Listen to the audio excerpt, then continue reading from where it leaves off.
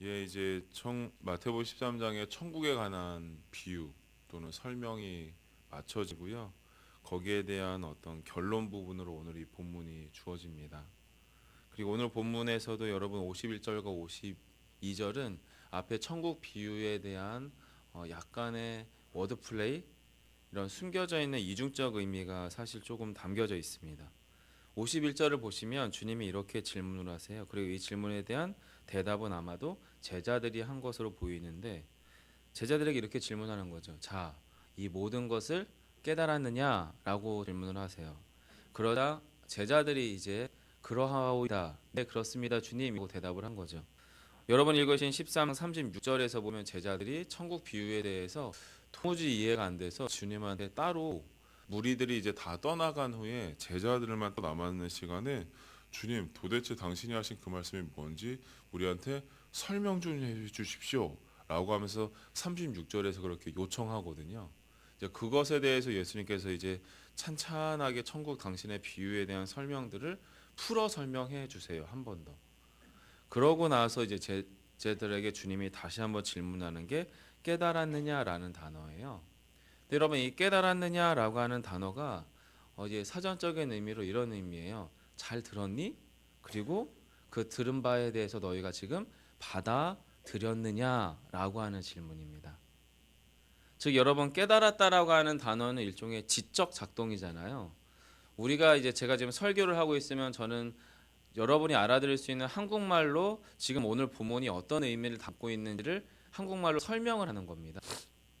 그리고 설명에 대해서 여러분이 들어왔던 익숙한 한국말이라고 하는 단어를 가지고 지금 혹사가 이렇게 본문을 설명하고 있구나라고 하는 걸 받아들이고 계시잖아요. 이 받아들인다라고 하는 과정이 일어나기 전에 전제는 뭐냐면 들으셔야 받아들이고 안 받아들이고를 여러분과 저는 결정할 수 있잖아요.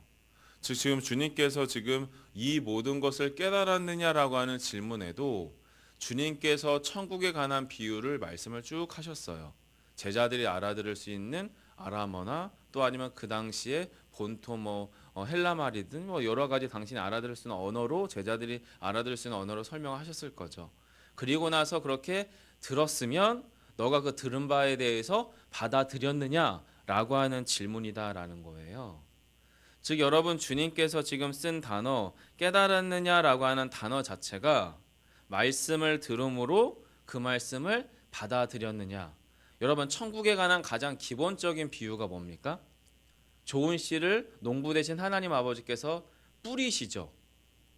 그렇죠? 하나님의 말씀을 뿌리세요. 그리고 그 말씀을 누가 받아야 됩니까? 바로 그 말씀이 뿌려져 있는 마음밭, 신자의 영적 상태 가운데에서 그것을 듣고 이것이 하나님의 말씀인지 삼가 듣고 깨닫는 것, 이것을 예수님이 뭐라고 비유하셨어요? 좋은 밭이라고 비유하셨거든요. 그 말은 여러분, 지금 주님이 51절에서 제자들에게 이주적 의미로 뭐라고 질문하시는 거예요? 너희가 좋은 밭이니? 라고 하는 의미와 같은 의미입니다. 그 말은 저와 여러분에게도 동일하게 지금 적용돼야 되겠죠. 여러분이 지금 마태복음 13장을 꽤 며칠 동안 걸쳐서 쭉 들으셔요. 천국에 관한 비유와 이야기들을 저희가 이제 준비된 신학적 공부를 한 목사들을 통해서 설명도 들으셨고 또 개인적 큐티와 묵상도 하셨을 거예요. 자, 그럼 여러분에게 한번 조심스럽게 여쭤보겠습니다. 이 모든 것을 깨달으셨습니까? 저는 지금 앞에 있는 부목사들의 설교가 어떤 설명들을 해서 그것을 이해했느냐라고 여쭤보는 게 아닙니다. 마태복음 23장을 통해서 진짜 천국을 맛보고 누리고 소망함을 여러분이 지금 며칠 동안 누리시고 경험해 가고 계시냐라고 하는 것을 여쭤보는 겁니다. 주님이 지금 제자들이 그 질문하는 거잖아요. 너희가 이 모든 것을 깨달았느냐? 너희가 지금 천국을 누리고 있느냐? 너희들이 지금 그 천국을 충분히 누릴 만큼 좋은 밭이냐? 라고 주님이 지금 제자들에게 여쭤봅니다. 예, 여기에 아주 긍정적으로 주님이, 제자들이 망설이지 않고 예, 그렇습니다 라고 대답을 합니다. 근데 여러분 13장이 끝나거나 14, 15장으로 쭉 넘어가면서 16장에서 베드로의 신앙 고백이 있고 그 베드로의 신앙 고백 이후에 아주 적나라할 정도로 제자들은 주님의 이 이야기를 전혀 깨닫지 못했음을 성경은 보여주고 있죠. 그럼 여러분 성경의 제자들의 그 전혀 깨닫지 못한 모습을 보여주는 이유가 뭘까요? 아, 인간은 다 깨달을 수 없나 보다. 우리도 뭐 제자들하고 뭐 도찐 개찐이지. 예, 그렇게 받아들이셔도 뭐 크게 틀리진 않겠지만 굳이 여러분 틀린 답을 썼던 제자들의 모습을 보여주는 주님의 숨겨져 있는 의미는 인생은 다 그렇고 그런 거지라고 하는 걸 보여주려고 성경이 기록한 건 아닐 거예요. 달리 말하면 구약 성경을 통해 계시되고 예언되었던 메시아 인간의 몸을 입고 오신 하나님 되신 예수 그리스도가 이 땅 가운데 오셔서 당신의 하나님 되심을 확연하게 보여줬음에도 불구하고 그 시대 동시대의 제자들이 전혀 듣긴 들어도 보긴 보아도 깨달지 못하고 알지 못했던 그 예수 그리스도의 놀라운 풀 스토리, 부활에 이르기까지 그 모든 스토리를 저와 여러분에게 보여주시는 가장 주님의 숨겨져 있는 본심은 진심으로 저와 여러분이 어떻게 해요? 깨닫기를 원하시는 거죠. 진심으로 저와 여러분이 이 땅 가운데서 그 천국을 누리기를 원하시는 거죠. 왜냐하면 천국에 대한 설명 그 어떤 부분도 심지어는 요한계시록으로 가보아도 현세적이지 않습니다. 천국과 하나님에 대한 비유는 천국이 지리적으로 좌표가 어디쯤에 있고 그리고 그 천국이 실질적으로 물리적으로 셋했을 경우 그 안에서 우리가 누릴 수 있는 현세적인 현실적인 그 어떤 혜택과 즐거움과 육체적 어떤 유익들이 뭔지 이런 것들에 대해서 주님은 단 한순간도 설명한 적이 없어요. 그런데 문제는 우리가 그 천국에 대한 이야기를 들을 때 우리는 지금도 이 향남 땅 가운데서 우리의 피곤한 육신을 가지고 이 새벽자리에 앉아서 이 이야기를 듣고 있단 말입니다. 현실적으로. 그럼 우리 안에서 보이게 보이지 않게 우리 안에 작동되어지는 것은 여러분 오늘 본문에도 흘러나오는 현실적인 장벽이에요. 이 현실적인 장벽을 뛰어넘는 그 어떤 것이 우리 안에 작동되지 않으면 사실은 주님의 말씀하시는 이 천국이 지금 너희에게 임하였느니라 라고 하는 주님의 말씀은 사실 저와 여러분에게는 비현실적으로 다가올 수밖에 없습니다. 왜냐하면 현실이라고 하는 너무나 높은 장벽이 있으니까.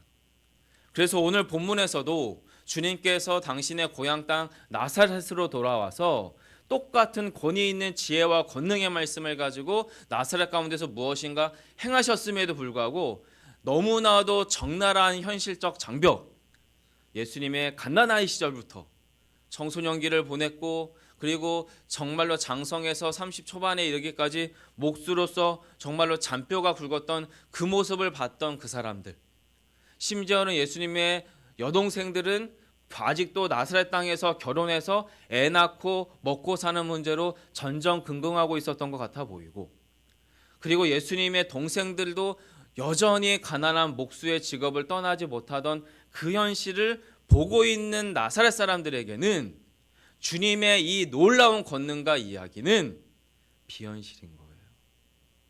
비현실인 거예요. 저와 여러분에게도 2000년의 시간 전의 이야기지 않습니까? 너무나 비현실적인 이야기지 않습니까? 이 이야기를 어떻게 덮어놓고 믿을 수 있겠어요, 저희가? 그럼 우리 안에서 보이지 않게 무엇인가 작동되어지는 이 말씀이 진리고 내 영혼을 책임질 만한 우리의 두렵고 떨리는 구원을 이뤄나가시는 하나님의 생명의 이야기라고 하는 것이 확실해질 그 어떤 것이 우리의 영혼 안에, 우리의 심령 안에 작동되어져야 되잖아요. 주님이 지금 제자들에게 그 질문하는 겁니다. 이 모든 것을 깨달았느냐? 그리고 제자들은 피상적으로 성급하게 그러합니다라고 대답합니다. 하지만 주님은 지금 당장 눈앞에 있는 제자들을 깨닫지 못한 상황들에 대해서 타박하지 않으세요. 이들이 나중에 주님의 십자가의 죽으심을 목격하고 부활을 목격하고 그리고 마가의 다락방 가운데 성령 세례 가운데 충만한 가운데 주님의 말씀하신 바가 뭔지에 대하여 성령에 적용케 하시고 깨닫게 하시고 확증하게 하심으로 말미암아 더 이상 세상에 감당할 수 없는 복음의 증인으로 온전히 탈바꿈 됐을 때를 바라보시면서 52절을 이야기하십니다. 같이 한번 읽어볼까요? 함께 하겠습니다. 예수께서 이르시되 그러므로 천국의 제자되는 서기관마다 마치 새것과 옛것을 그 곳간에서 내오는 집주인과 같으니라. 아멘. 여러분 사도행전을 읽어나가시다 보면 베드로에 대해서 사람들이 똑같이 놀랍니다. 그죠? 예수님에 대해서 이 갈릴리 나사렛에서 무슨 선한 것이 있겠느냐? 이가 목수의 아들이 아니냐? 이 지혜와 권능이 도대체 어디에서 왔느냐? 예수를 보고 놀랬던 그 사람들이 정확하게 예수님의 공생애가 끝난 이후 사도 베드로를 통하여서 놀라운 생명의 말씀이 요엘서를 적용해 나아가면서 구약의 옛것과 그리고 새로운 언약과 복음의 약속 대신 메시아 대신 예수 그리스도가 너희가 핍박하여 죽인 바로 그 예수다 라고 하면서 새 것을 끌어서 마치 자신의 곡간 가운데서 주인인 양 쉽게 구약의 예언된 말씀과 성취된 신약의 말씀들을 놀랍게 넘나드는 제자들을 바라보면서 그들이 똑같이 놀라더라는 거죠. 그럼 저와 여러분 가운데에서도 말씀이 생명의 말씀이 우리 안에서 어떻게 영적으로 작동되어져야겠습니까? 저와 여러분이 여러분 배운 바 성경의 지식과 여러 가지 학문적인 길이는 서기관 당시에 모세 율법을 책임지고 가르쳤던 사람들과 같은 그 정도의 배움의 수준은 아닐지라도 우리도 어떤 사람입니까? 천국의 제자된 서기관입니다. 즉 이 말은 무슨 이야기냐면 천국에 대한 온전한 주 예수 그리스도의 복음의 가르침이 우리의 실제라는 거예요. 성경 몇 장 몇 절에 뭐가 기록되어져 있고 주님의 이야기가 이러이러하고 이렇게 이것들을 다 통달해서 꿰뚫자 그 얘기하는 게 아니라 저와 여러분이 실제로 말씀 가운데에서 복음서 가운데에서 천국을 가져오신 예수 그리스도가 내 삶의 실제임을 나의 삶에서 확증해냄으로 말미암아 주님께서 내 삶에서 이런 고난을 주신 이유가 주님께서 나에게 이렇게 기도하게 하신 이유가 주님께서 나의 자녀들과 나의 삶에서 이러이러한 상황들을 두신 이유가 나에게 이렇게 천국과 하나님의 나라를 경험하게 하려고 하는 것이구나 라고 하는 일체 영적 통찰과 비결이 저 여러분 안에 겸되어지기를 소망해요. 그것이 지금 52절에 천국에 제자된 서기관마다 마치 새것과 옛것을 그 곳간에서 내오는 집주인과 같은 상태입니다. 강단에서 가르쳐지는 그것만 받아서 그런 건가 보다 라고 하는 여러분의 성경의 정보가 늘어나는 게 지금 이 52절의 적용이 아니라 말씀 듣고 휴대하고 신자로 삶을 살아가다 보니 천국이 내 안에서 이렇게 이루어지는 거구나. 주님의 복음서에서 구약에서 말씀하신 바 이것이 나의 삶에선 이렇게 적용되는 거구나 라고 하는 일체의 영적 깨달음과 적용, 그리고 그것 때문에 옆에 있는 사람에게 내가 경험한 천국을 말하지 못하고는 견딜 수 없는 상태를 경험하고 있는 현재적 저와 여러분의 삶, 바로 52절의 그 상태라는 것. 천국의 제자된 서기관. 이 비유를 마치고 주님이 고향 땅 나사렛으로 돌아가죠. 그리고 그들의 회당, 예수님을 대적하는 그들의 회당으로 들어갑니다. 그리고 가르치세요. 권능을 행하세요. 그랬더니 그들이 놀랍니다. 54절인데요. 여러분이 한번 읽어주시기 바랍니다. 함께 읽겠습니다. 시작.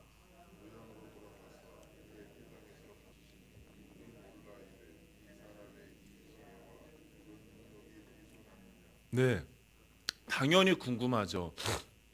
얼마 만에 나사렛으로 돌아왔는지는 모르지만 지금 눈앞에 서 있는 예수는 분명히 가장 가난하고 천한 직업이었던 목수라고 하는 직업을 그 가문대로 집 대대로 가졌던 요셉의 아들이잖아요. 그의 갓난 시절 소위 똥기저귀 가던 모습까지도 다 보던 사람들이거든요. 그가 사춘기 시절에 어떻게 다충우도 했는지도 봤던 사람들이거든요. 그리고 그들의 배움과 학문이 얼마나 그 요셉 가문이 짧았는지, 요셉 집안이 짧았는지도 다 아는 사람들이거든요. 이게 그들의 현실적인 장벽이었어요. 그래서 그들의 질문이 뭐냐면 도대체 이 사람의 지혜와 능력이 어디서 났냐? 이것은 여러분 두 가지의 의미로 우리가 이해할 수 있을 것 같아요. 기본적으로 사람들은 누군가가 무엇인가를 가르치거나 행할 때 이것의 출처가 외부로부터 와서 그 사람에게 들어가서 그 사람으로부터 나왔다고 생각하고 있는 거죠, 지금. 그렇죠? 예수님께서 뭘 가르쳐요. 머리에 뭐가 들어온 거죠. 그 예수님이 뭔가 능력을 행해요. 그럼 뭔가 그가 무슨 능력을 받았든지 뭔가 효험, 뭔가 묘하고도 뭔가 정말 신묘한 뭔가 체험을 해서 우리와 좀 뭔가 질적으로 약간은 다른, 우리보다는 약간 우수하고 뭔가 우등한 뭔가 존재가 된 것, 특별한 존재가 된 것 같은 그런 어떤 인식이 이 사람들 안에 있었기 때문에 이것이 외부로부터 와서 예수님 안으로 들어갔다라고 생각을 한 거죠. 하지만 여러분 실상은 원래 예수님인 겁니다. 원래. 공생애를 살기 전 요셉의 아들로서 33일 그저 조용히 목수로서 그냥 사셨었던 거죠. 근데 그들은 그 목수로서 예수님의 모습만 기억을 하고 또 그만을 믿었기 때문에 지금 54절의 예수님의 이 모습은 받아들일 수 없는 거예요. 그 근거로 뭐를 가지고 옵니까? 그들의 믿음의 근거인 바로 55절과 56절을 가지고 옵니다. 그들의 믿음의 근거가 뭡니까? 이는 그 목수의 아들이 아니냐. 그 어머니는 마리아다. 이름을 아는 거죠. 그 형제는 이름 다 알아요. 야고보, 요셉, 시몬, 유다라 하지 않았느냐. 게다가 그 누이들은 지금도 우리랑 같이 시집장가 나가고 아이의 똥기저귀를 밟고 내일 무엇을 먹을지를 고민하고 염려하는 우리 집안의 처자들 중에 한 사람 아니냐. 그 얘기하고 있는 겁니다. 그러면서 끝으로 뭐라고 결론을 내렸습니까? 그런즉 이 사람의 이 모든 것이 어디서 났느냐. 그리고 이들의 이 질문은 반문은 사실은 그 결론이 뭐냐면 57절 예수를 배척한지라라고 결론 내립니다. 근데 여러분 이 배척이라는 단어가 뭐냐면 길을 막 이렇게 가요. 가다가 이 길바닥에서 뭔가 돌덩어리 하나가 삐죽 튀어나와서 거기에 툭 하고 걸려 넘어진 상태를 말해요. 그럼 여러분 몰라서 걸려 넘어지면 기분이 나쁘겠죠. 알고서 만약에 걸려 넘어지면 어떨까요? 더 기분 나쁘죠. 이 단어 배척하다라고 하는 단어가 걸려 넘어졌다라고 하는 단어입니다.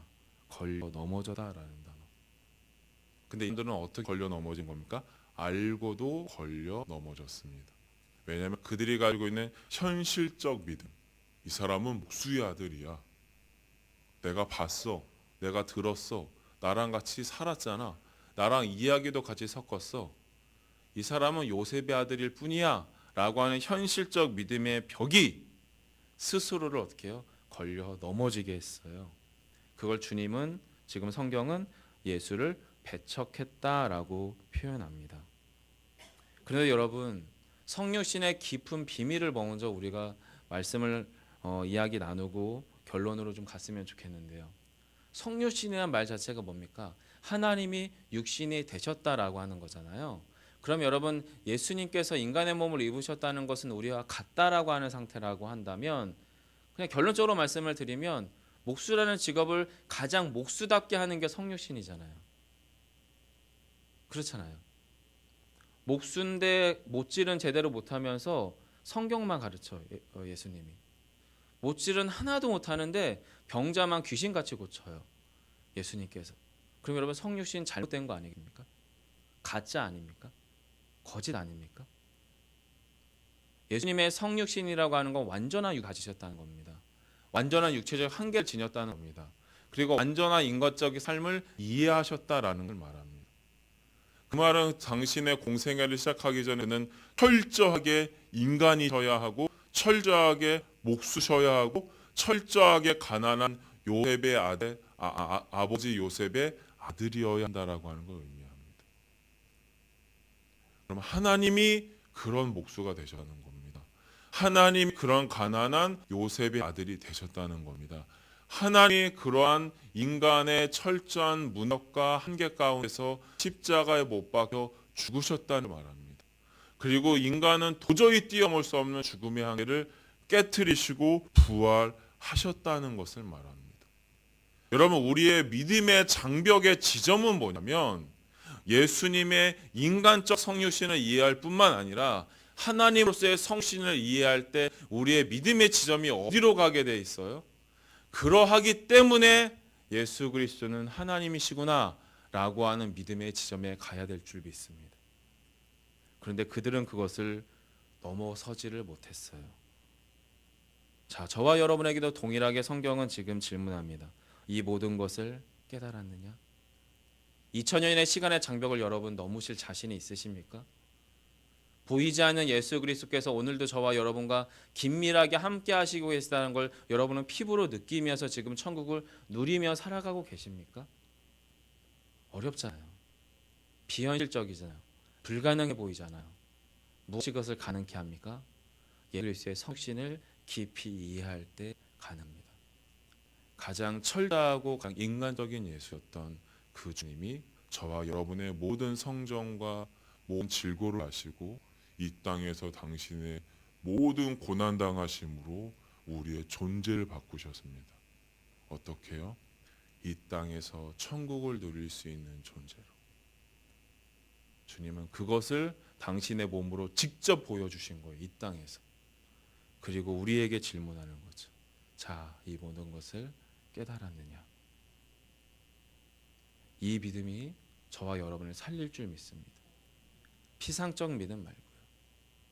설교를 통해서 우리 안에 취사 선택되어진 정보들이 아니라 저와 여러분의 영혼 안에 진짜 참 예수 그리스도가 살아서 저와 여러분을 주장해가고 변화시켜 나가고 이 땅에서 천국을 누리는 그 믿음이 지금은 미약해요.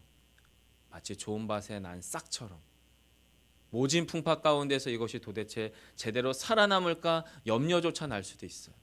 하지만 여러분 믿으십시오. 생명의 씨앗입니다. 천국의 씨앗입니다. 완전한 씨앗입니다. 완전한 생명 말씀입니다. 우리의 밤만 제대로 듣고 깨달을 수만 있으면 자랄 겁니다. 열매 맺을 겁니다. 그리고 저와 여러분의 삶에서 그 천국을 경험케 할 것입니다. 주님께서 그렇게 육신을 가지고 천국을 사내시 때문에 저와 여러분 가운데도 바로 그 천국이 오늘 이 시간, 오늘 하루 여러분 삶 가운데 경험되기를 간절히 원합니다. 기도하겠습니다. 살아계신 아버지 하나님, 이 땅 안에 육신을 입으시고 우리와 똑같은 성정으로 똑같은 질고하심에도 이 땅에서 천국을 누리는 일체의 비결을 보이신 예수 그리스도, 그 주님을 더 깊이 만나고 그 주님을 더 깊이 묵상하기를 원합니다. 왜냐하면 주님, 우리의 육신으로 이 땅을 살아가는 것이 너무나 고단하기 때문입니다. 이 이른 새벽 몸이 피곤합니다. 피곤함에도 불구하고 저희는 또한 분주히 땀 흘리고 수고하며 오늘의 먹을 것, 마실 것을 위해서 수고되는 정말 고단한 인생입니다. 하지만 그런 인생과 몸을 가지고 오신 주님, 이 땅에서 천국을 살아내셨고 우리 또한 그 천국을 살아낼 수 있는 존재라고 말씀하고 계십니다. 주님, 우리 안에 그 믿음을 허락해 주십시오. 주님, 우리에게 천국을 누릴 수 있는 일체의 영적 비결을 허락해 주시오. 귀한 믿음의 교우들께서 성도들이 고난 오늘 하루의 삶 가운데서도 그 주님을 깊이 만나고 그 주님을 깊이 누림으로 말며 천국을 전파하고 천국을 누리는 오늘 귀한 한날 되게 하기를 소망하며 예수님 이름으로 기도합니다. 아멘. 하늘에 계신 우리 아버지여,